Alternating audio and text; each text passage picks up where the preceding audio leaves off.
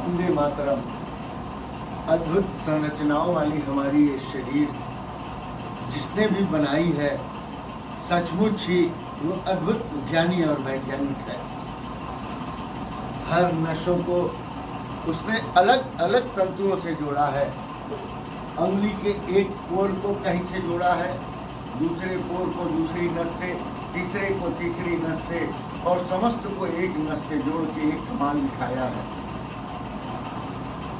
वो ईश्वर है, परमेश्वर है, जो भी है महान अद्भुत है। महान इंजीनियर, महान डॉक्टर, महान दार्शनिक और जो भी है सर्वश्रेष्ठ है। सनातन सदैव ही इसकी आराधना करता रहा है।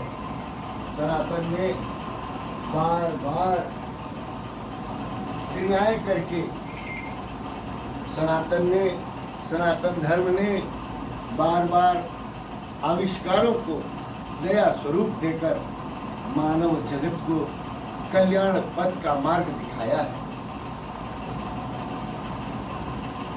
धरती पे जब जब आसुरी प्रवृत्तियां बढ़ती हैं, जब ज्ञान विज्ञान की दिशाएं दुष्टता की ओर और दूसरों को सताने की ओर बढ़ने लगती हैं, इसे ही हम आसुरी प्रवृत्ति का नाम देते हैं। और इनका नियोजन और नियंत्रण बहुत ही आवश्यक होता है। हमारे सनातन धर्म में कहा जाता है, जब कोई ब्राह्मण बिगड़ता है और अपने पथ से बिगड़ जाता है तो ब्रह्म राक्षस का स्वरूप धारण कर लेता है। कोई क्षत्रिय अपने रास्तों से पददलित होता है, असुर बन जाता है, शूद्र बनता है, दानव का स्वरूप धारण कर लेता है। जो भी अपने पथ के विपरीत होता है या जाता है, वो मानवता के लिए, राष्ट्र के लिए सदैव ही कष्टकारी ही बन जाता है। ईश्वरीय सत्ताएं सत्य और धर्म को नियोजित कर उनके संधान हेतु अवतरित होती रहती है। जब जब आसुरी प्रवृत्तियां बढ़कर अपने आसुरी प्रवृत्ति की ओर आती हैं, तब तब परमेश्वर आसुरी स्वरूपों में जन्म लेते हैं। और जब जब देवत्व बढ़ता है तो परमेश्वर देव स्वरूप में जन्म लेते हैं। अवतार प्रति क्षण हर क्षण होते ही रहते हैं। अगर अवतार न होते तो ये संसार नहीं चलता। आज ये समाज, देश, राष्ट्र, गांव, प्रदेश जो चल रहे हैं, इनका कारण अवतारी सत्ताएं ही रही हैं। वो चाहे आसुरी थी, चाहे मानवीय या दैवीय थी, वो सत्ताएं ही। युग आया है मानवता को निखारने का। पृथ्वी का भार बढ़ता जा रहा है। जिस तरह एक कमरे में चारों ओर से बंद कर दिया जाए, उसमें से वेंटिलेशन न रखा जाए और सबके शरीरों से दूषित वायु निकल रही हो, कुछ समय बाद कमरे का माहौल, वजन मन को, तन को भारी करने लगता है। उसी प्रकार आसुरी शक्तियों के प्रभाव से संपूर्ण धरती धीरे धीरे दबाव में आ रही है।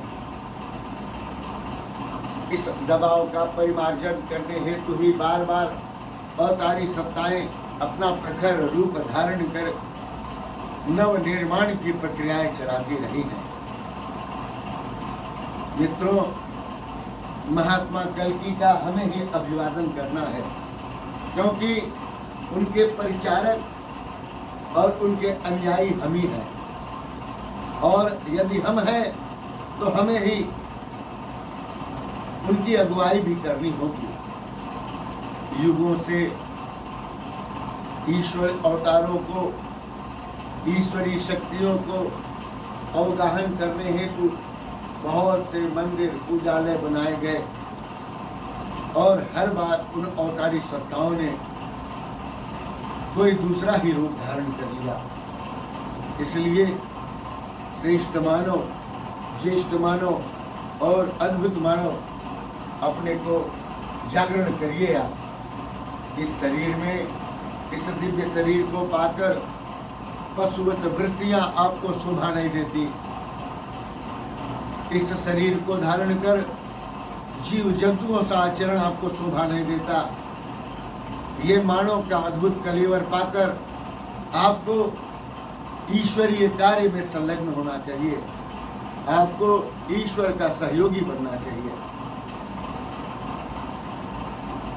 आपका थोड़ा भी प्रयास मानवता के लिए अमृत के समान होगा। ईश्वर ने आपको आंखें दी, कान दिया, नाक दिया, सुगंध को सुनने के लिए और प्रदूषण को मापने के लिए, जिह्वा दी वाणी की अभिव्यक्ति के लिए। इसे ईश्वरीय कार्यों से संलग्न करें। जब जब ये ईश्वरीय कार्यों से संलग्न होगी तब तब मानवता को निखारेगी। मानवता को निखारना और सजाना, यही अवतारी सत्ताओं का मूल उद्देश्य और कार्य है। हमें मिलजुल कर प्रकृति का, वातावरण का, जीव जंतुओं का और मानव, श्रेष्ठ मानव जाति का संरक्षण करना ही होगा। विनाशक प्रवृत्तियों को, सर्वनाशक युक्तियों को हमें ज्ञान विज्ञान धारण करके रोकना ही होगा। मानवता के उपचार और रक्षा के लिए समय काल की ये महती आवश्यकता है। हमें मिलजुल कर इस महान कार्य में अपना योगदान देना ही होगा। हमारा योगदान राष्ट्र के लिए, मानवता के लिए सदैव ही कल्याणकारी सिद्ध होगा। जितने भी पंथ, धर्म, मजहब, समुदाय, संस्कार, प्रक्रियाएं बनाई गई हैं, ईश्वरत्व को मोहित करने के लिए बनाई गई हैं। इसलिए आए हम सब मिलकर अपने गुरुदेव को साष्टांग प्रणाम करें और ईश्वरत्व को सदैव ही नमन करें।